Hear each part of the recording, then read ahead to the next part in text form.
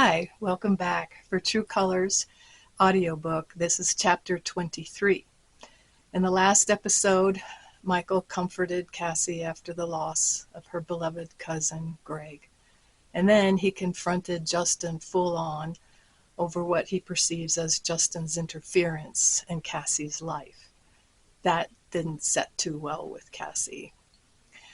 Let's go back and join her as she navigates her captivity. Is there any possible way she could get drugged even further into espionage? Let's listen and watch. True Colors, Chapter 23. By mid-December, our camp had swollen to well beyond its intended capacity. The more crowded it became, the more unsanitary its conditions. Thus, the flux of prisoners into the infirmary as a result of dysentery, influenza, erysipelas, scurvy, and other afflictions increased. Something as simple as a splinter could become grossly infected and result in amputation, or even death.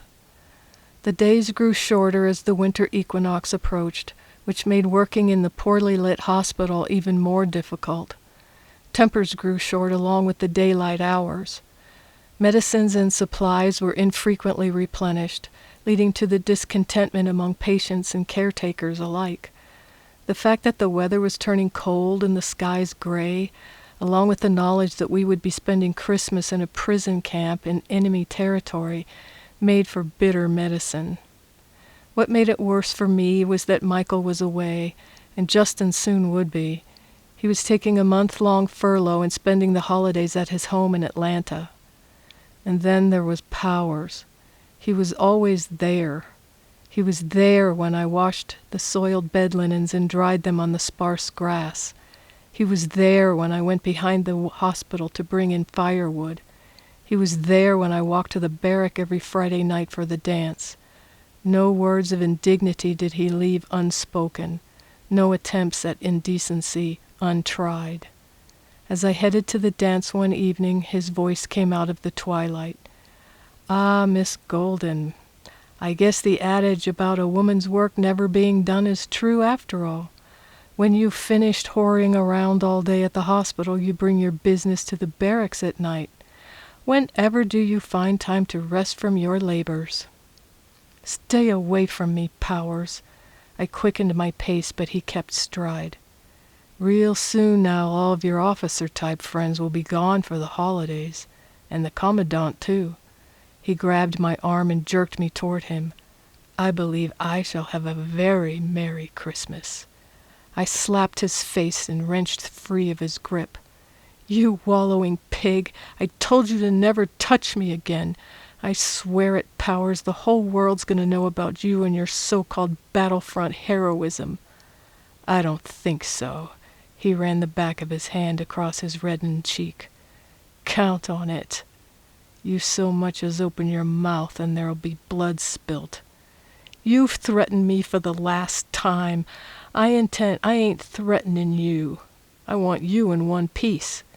But as for your friends here," he cocked his head toward the barracks, "well, there's no telling when one of them could have a bad accident or something." I stared at him in dread. You wouldn't." "And that uppity colonel who comes calling on you?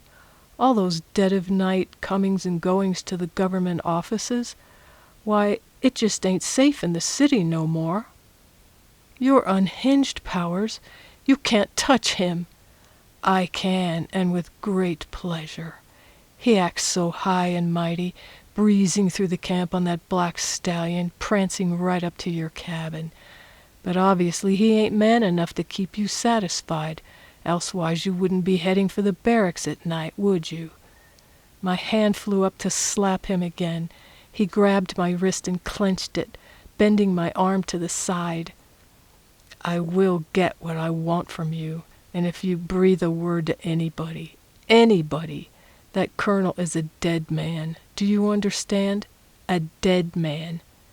With another twist of his arm, he flung me to the ground.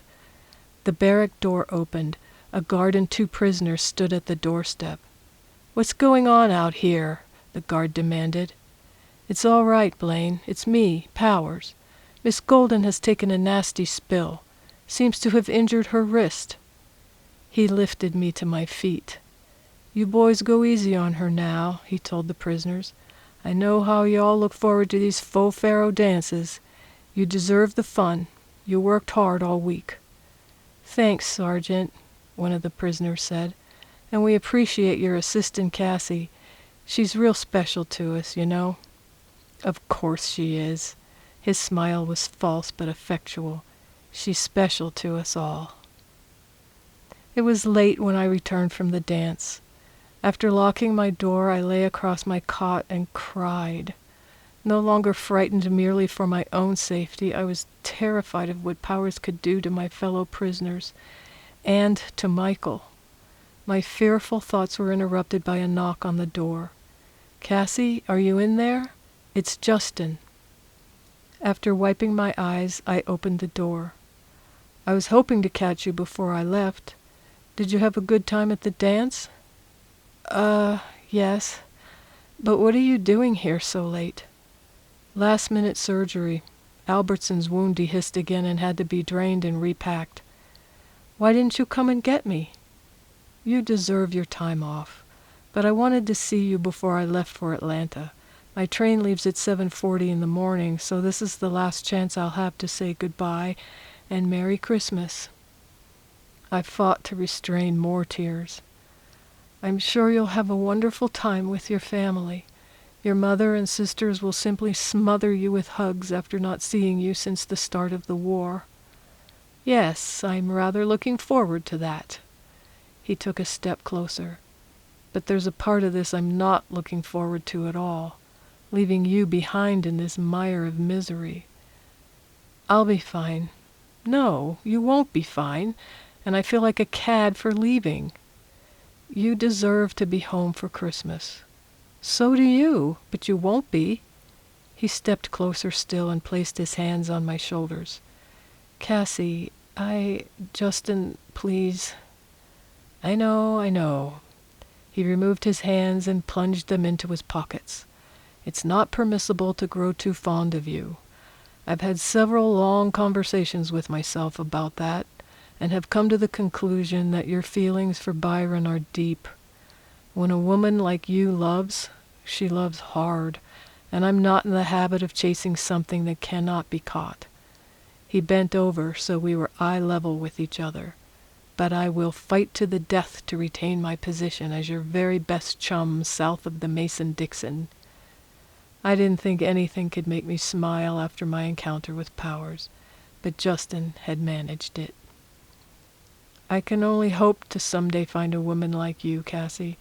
Someone with your loyalty to her man, with your love of life and compassion for others." "She's out there now, Justin, longing for you to come into her life. Maybe she's even in Atlanta this very moment." "Yeah, just waiting for me to stroll into her parlor and sweep her off her feet, right?" "Wrong. She's not that kind of woman. Not the type who sits and waits." "Oh?" His eyes twinkled with amusement. "She's more like a woman I once met who had been a lighthouse keeper in Maine. When she shared her stories, I felt like I was right there with her, perched in that light tower. I'd watch as her gaze would drift into the distance as she spoke, the same way her eyes once penetrated those dark and often storm-ridden seas seeking the form of a ship that carried her sailors home. Your woman is like that, Justin. She's not waiting for you. She's watching for you." His countenance was bathed in tenderness, and a warm smile appeared. "How on earth do you conjure up such images of romance in the midst of ruptured bowels and bloody flux?" When our laughter subsided, he said, "You know, I've got a library full of medical books I intend to sort through while I'm home. Do you think that fiancé of yours would mind if I brought you some more?" "I'm sure he would mind." "Then I'll bring 2 or 3 dozen." We laughed again, and I treasured the moment, but it was time for him to go. He took my hands in his and lifted them to kiss them. I winced at the movement of my wrist, and Justin caught the look. "What's wrong?" He glanced at my wrist. Cassie, it's swollen. What happened? I strained it when I stumbled. Do you want me to wrap it before I go? His experienced fingers palpated the area. No, thanks. It'll be fine. He continued to examine my wrist until I told him, You'd better go. You have an early train to catch. After he left, the quietness of the cabin was oppressive. My right hand moved to my left wrist in an attempt to massage the soreness away. There was no such easy remedy to take away the ache in my heart. In Justin's absence, the assistant surgeon, Lieutenant Davidson, certified 12 colored patients as fit for release to travel. What that meant was they were fit for return to their former owners, fit for the auction block, or fit to be hung. At my pleading, Justin had deferred signing the order himself until after returning from furlough, though he hadn't agreed to countermand the usual protocol for releasing these ill-fated troops. I believed I had at least bought them another month of freedom. I was wrong. Jem Peckinpah was not among those who left, for although his leg wound now showed signs of healthy granulation, it was not to the point where he could ambulate any great distance. He remained confined in the infirmary. We dared not send him back to the barrack and lose the ground we had fought so hard to gain. He knew a similar sentence would soon be passed on him, as had been on the other coloreds, and although his body was becoming whole again, his spirit was diminishing. My smiles and words of encouragement didn't work on Jem, and it was becoming increasingly difficult to effect such tokens of cheer. We long ago stopped speaking as I tended his wound. We each knew where the other stood. He never thanked me. I never expected him to. One day, as I was replacing the cork on the nitric acid bottle after treating his wound, he turned to the fellow on the cot next to his. Hey, Chris, how about reading that part of the scripture that talks about dying being gain? Sure, Jem. The soldier lifted his Bible from under his mattress and flipped through the pages. Yes, sir, that be the day when I be free. His innuendo was completely transparent. His only desire, his only prayer, was for death, and I was the hindrance to his prayer being answered his way. My already fragile composure was rent to pieces. I set the bottle of acid down hard on the dressing cart. You take to the scriptures, do you, Jem? I rounded his cot to Chris's bedside. Yes, ma'am, I does. Jesus said he's got a mansion waiting for me when I gets to glory land. How nice. So what's he got for you in the here and now? He kept silent. I snatched the small black book from Chris's hand and flipped through the pages. It's all here, Jeremiah Peckinpah. Some of it is glorious. Some of it is just plain hard to take. I stopped in Deuteronomy chapter 30. I call heaven and earth to record this day against you, that I have set before you life and death, blessing and cursing. Therefore choose life, that both thou and thy seed may live. I slammed the book shut, then thumped it into his chest. You take to the Bible, do you, Jem? Then take all of it. Packing up my bottles and bloody rags, I stormed to the medicine room. Lieutenant Davidson was there and gave me a congenial pat on the back. Well done, Cassie. It does my heart good to see a Yankee put a colored boy in his place. I gotta say, when you slapped that book into his chest... Boisterous laughter completed his sentence. I slapped a pus-filled sponge into his chest. Save your adulations, Bruce. Just tell me when we're getting more chloroform and towels and chlorine. He stepped back and looked down in disgust at his shirt. I just don't get you, Cassie. I asked you a question. Ether's on order. Why ether? Chloroform is faster acting and non-flammable, and is more likely to kill the patient if he's given too much. That's why we're careful with it. What about the towels? They're coming. And I didn't order any chlorine. I'm not wasting good Confederate money on some snake oil potion. It's been proven to be effective in slowing the spread of infection. And just how does it do that? How does painting a wound with iodine inhibit the spread of erysipelas? It just does. Look, I'm in charge here now, and I'm in no mood for back talk from a female nurse, so finish up in here and get on with your chores. I chose instead to doff my apron and go outside to rid myself of a slow-burning exasperation toward doctors and patients alike. My attention was captured by a great commotion in front of the barracks. It appeared as if a riot was taking place. I ran to see what was happening. I prodded my way through the crowd of shouting men, stopping several bodies back from the front line. While 3 guards pointed rifles at the wrought-up prisoners, 2 others forced a badly beaten soldier through the door of the barrack. His gait faltered. His hand pressed against his rib cage, which had apparently taken some blows. One side of his face was horridly bloody and swollen, but I recognized him as Sergeant Reagan, the soldier who had hidden the cipher disk in the sawdust at the hospital. "Let him go," one of the men next to me shouted. "You have no right to do this." "Do what?" I asked him. "What's going on?" "They claim he's a spy. They have no proof. With the commandant gone, they figure they can get away with this." My eyes held fast on Reagan. As he fell forward from a harsh shove, a prisoner stepped out to catch him. "You can't do this," the prisoner contended. "He's a soldier in a Union uniform. You have no right to treat him as a spy, and you have absolutely no evidence." "He hid it well, but we know it's here somewheres, and we're going to find it. After we're finished with him, that is." "He can't take another beating," I cried out to the guards. "They ain't going to beat him, Miss Cassie," the man next to me said. "They're going to execute him." I stared in horror at the doomed man. Forcing my way through the remainder of the throng, I tried to reach Reagan, but a guard pushed me away with the barrel of his rifle. Reagan glanced up and saw me, then straightened as best he could.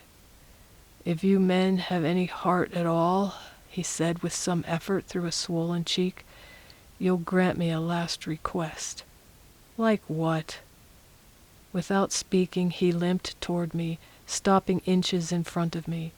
His chained hands lifted to my chin and tilted it up. The noisy crowd went dead silent. He slowly lowered his head and touched his lips to mine. As the kiss lingered, his hands cupped my face. Howls went up as his fervor intensified, and our mouths widened. Extremely ill at ease, I resisted, then submitted to his resoluteness. When the kiss ended, he looked upon me with an unbroken gaze and whispered, "4th board, southeast corner, Rose and Libby, careful of powers, dangerous." A brief smile appeared on his pain-stricken face. The kiss was heavenly. A hand came down hard on his shoulder and spun him around. "That's all, Romeo. Time to take your poison." The 2 guards dragged him away toward the stockade gate. The horde of prisoners followed en masse. 2 of the 3 other guards lifted the massive crossbeam from its giant latch. Armed sentinels on the parapet stood in case a prisoner tried to break away and run or tried to rescue their countrymen. Reagan was thrown onto the hard earth just outside the gate. "Here's your chance, espionage man," a guard shouted. "Make a run for it." "Don't do it, Jem," came a cry from the crowd. "He couldn't run even if he was of a mind to," said another. "You've seen to that." "Stay put, Reagan. Don't give him an excuse to shoot." "We got all the excuse we need. We're just giving him a chance is all." Reagan struggled to his feet and faced the men in the gateway. "Sorry, boys," he said in a strained voice, "but you're going to have to shoot me in the front. Explain that one to your commandant, an escaping prisoner running backwards from camp." A guard grabbed hold of a prisoner standing nearby and held a Colt revolver to the man's temple. "You got a choice, Reagan. You can either turn and walk away, or you can watch how this poor fella gets caught in the melee during this here escape attempt and gets hisself killed. Which is it?" Reagan's eyes went wide. "No!" It's all up to you, boy. Don't give in to them, the man whose life was at stake called out. You can't get away with this, Reagan said. Don't count on that, and we will kill off your friends one by one until you make your move. His countenance became that of one submitting to his fate. His shattered gaze scanned the faces of his comrades, finally coming to rest on mine. Don't mourn, he said. Though I face death, your memorable kiss has given life. His movements tortuously slow, he turned and began his fateful walk. Many of the prisoners called for him to stop, preferring to die too rather than see him sacrificed this way.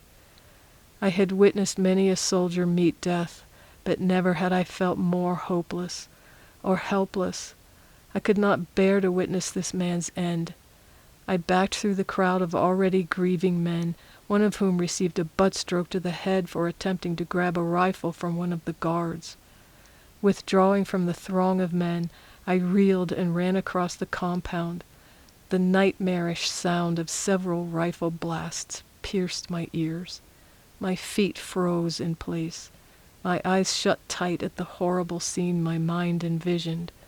The resonance of the deadly strains echoed in my head. Why the sad expression, Miss Golden? Lose another patient? I opened my eyes to see Power's demonically wicked smile. With a swift movement, his beefy hand seized my jaw and squeezed. You proved today you're everything I claimed you were. No respectable woman would allow a man to kiss her the way you let that Yankee riffraff kiss you. You trashy camp follower. You're gonna bring your goods to me, and soon. You hear? I'll have you. Pushing hard away from him, I spun and raced to my cabin. I shut and locked the door, pressing my weight against it in a feeble effort to shut out the effects of the malevolent encounter. I touched my still stinging face that vile hand had clutched, as if I could stroke away the memory of it along with the pain. I shuddered at the thought of how close he had come. My trembling fingers moved to the lips that received Reagan's initially gentle kiss. Then, opening my mouth, I retrieved from between my teeth the tightly folded piece of paper that had passed from him to me under the guise of a much more expressive token of passion. Cassie just cannot seem to dodge getting sucked deeper into espionage, can she? And apparently Powers' grasp. Where will all this lead? Stay tuned for the next episode and we'll see what Christmas of 1863 brings. Be sure to like this video and please subscribe, and please do share these. See you next time.